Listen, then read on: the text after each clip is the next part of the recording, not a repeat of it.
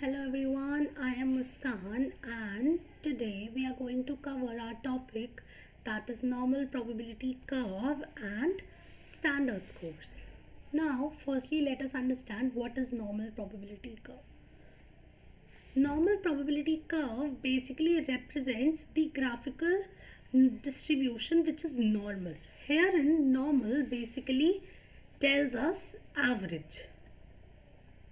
So, if you can look at this particular curve, you will see that most of the frequencies or most of the people here are lying in the average. Or if you would see that if we look at particular exam scores or if we look at most of the psychological variables, they are average. Most of the people would score averagely. Now, this curve is also known as Gaussian curve, the Moivre's curve, bell-shaped curve, or the curve of error. Now, let us know why it is known as normal probability curve.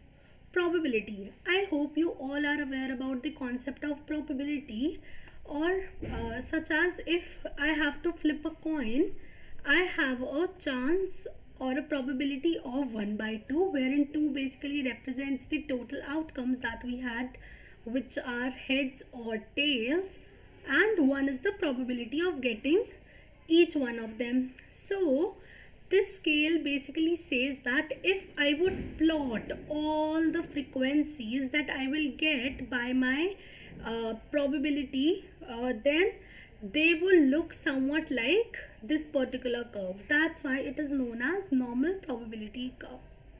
Now, it is also known as Gaussian curve. So, there was this mathematician named as Carl Gauss who basically studied or experimented upon physics and astronomy, and he suggested that the errors are normally distributed in an experiment and they would look somewhat like normal distribution, like it is. So it is also known as curve of error, and if we would look at this particular shape, it looks somewhat of a bell, so that's why it is known as bell-shaped curve. Now let us understand certain characteristics or features of normal probability curve. So it has two symmetrical sides, which means this side and this side both are equal. Now it has all the central tendencies in the middle. Mean, median, mode all are in the center. Mean basically represents the average. Median represents the midpoint of the data, and mode basically represents the frequency.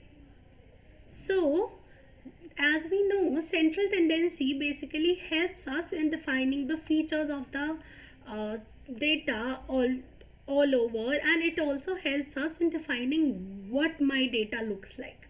So, here in this particular graph or this particular curve is unimodal,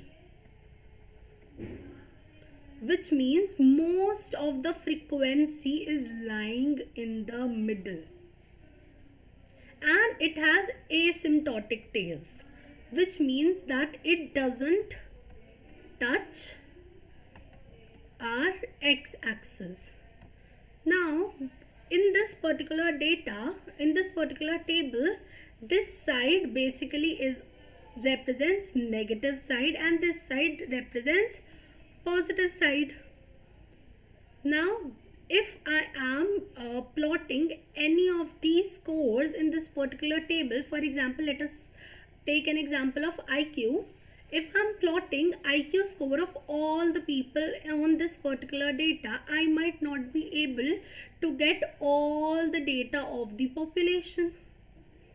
So maybe I would miss out data from few people who are on the extreme negative side, or from the people who are on the extreme positive side, or there might be some people who might not be that much interested in giving me their data. So these are few features of the normal probability curve, and normal probability curve is used with continuous variables.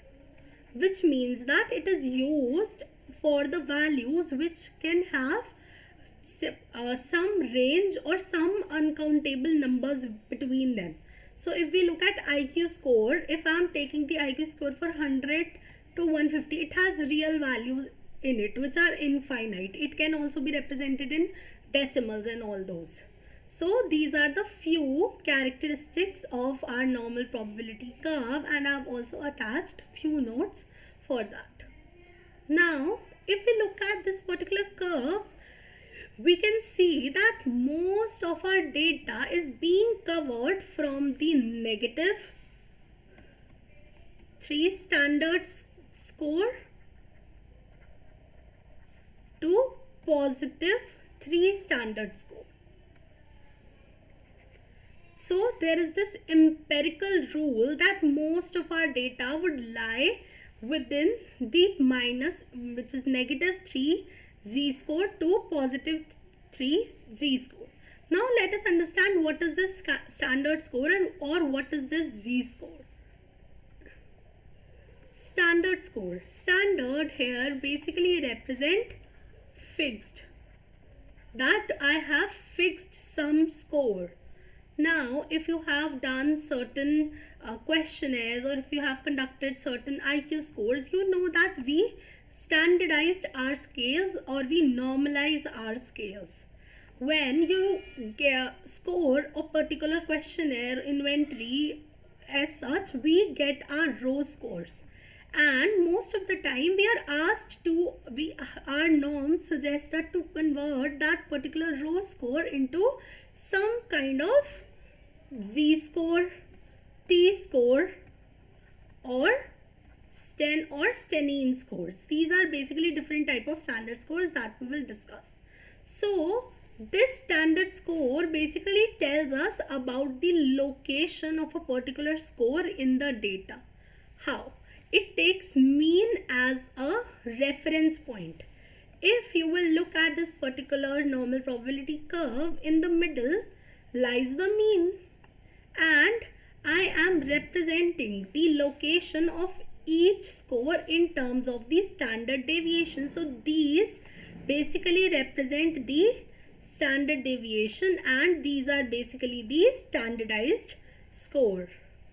So standard score are basically used majorly when my data or my sample would be large, and it should be representative of the population, and it is majorly used on the data which can be considered, which can be scored basically.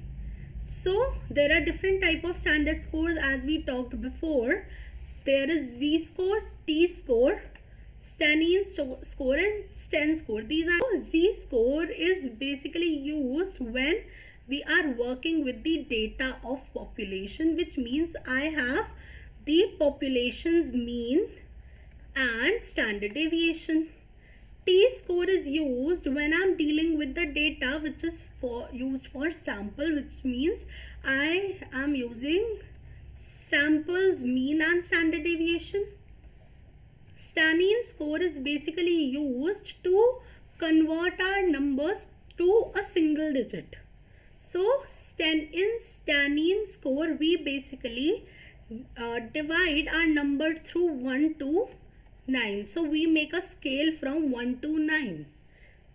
And then in Sten score, we divide our scores in, like it is very similar to Stenine, but herein we have the numbers through 1 to 10, and each of these standard scores have different mean and different standard deviations. So z-score basically has a mean of 0 and a standard score of 1. T-score has a mean of 50 and a standard score of 10. Sten score has a mean of 5.5 and a standard score of 2. And Stenine score has a mean of 5 and a standard deviation or a standard score of 2. Now mostly as z-score talks about the population data, standard score is majorly referred to as z-score as well, but it is of different types as well.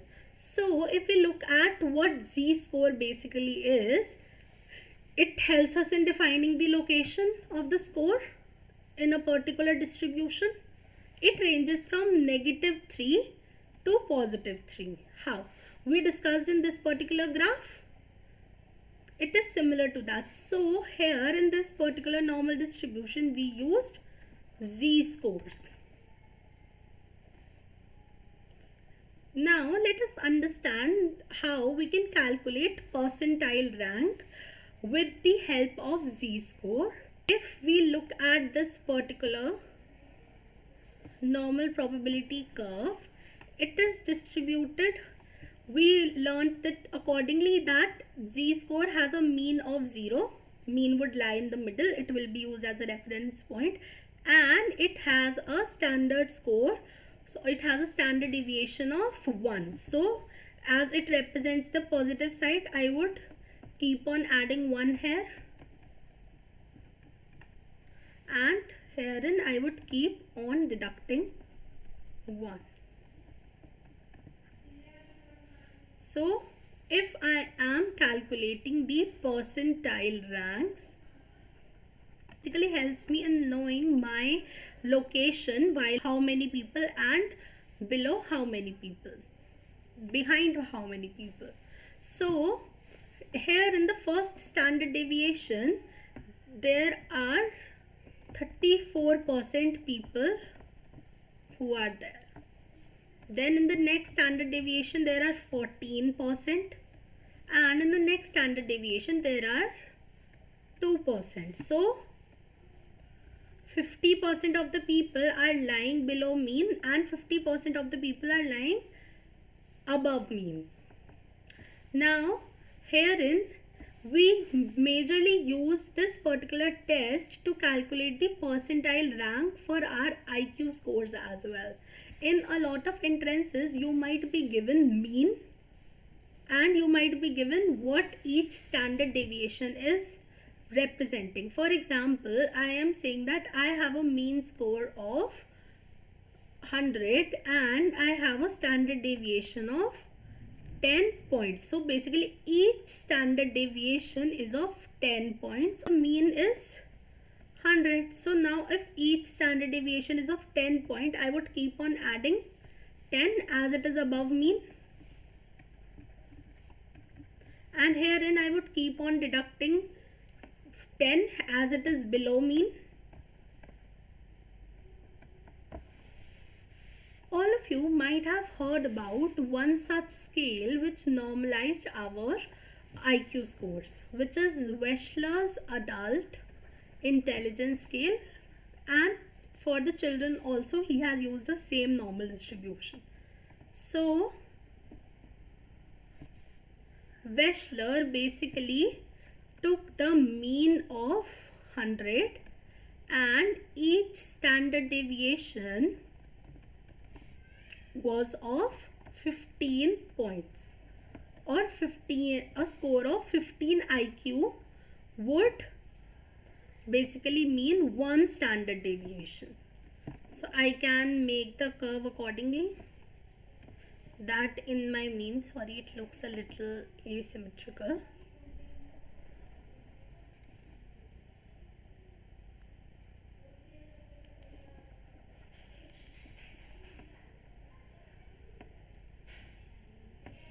Yes, so herein this is the midpoint, or the mean would lie here in the normal distribution curve. So 100, and each standard score is of 15 points. So +1, and here would be 115. We can write all of these accordingly. Now the same percentages would also be there as we discussed. Now I can be given an IQ score. For example, I can be asked to calculate a percentile rank. So I can be asked in a question that if a person scores an IQ score of 30, what percentile rank do they have? So this is where 130 lies.